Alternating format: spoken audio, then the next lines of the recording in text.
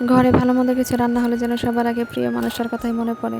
প্রিয় মানুষটাকে রেখে কিছু খেতে যে কতটা কষ্ট লাগে তা হয়তো যাদের বর দূরে থাকে তারাই বুঝতে পারবে। হ্যালো এভরিওয়ান, আসসালামু আলাইকুম। কেমন আছেন সবাই?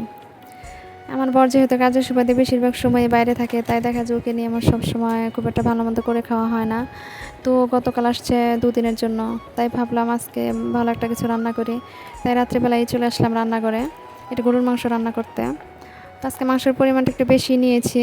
ও যেহেতু সকালে চলে যাবে, তাই ভাবছি যে ওকে একটু দিয়ে দিব।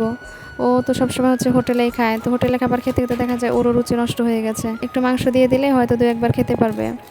তো আমি মাংসের সাথে একটু খিচুড়ি রান্না করতে চেয়েছিলাম, কিন্তু আমার বরের খিচুড়ির চেয়ে ভাতই বেশি পছন্দ। তাই বললো ভাতই রান্না করো।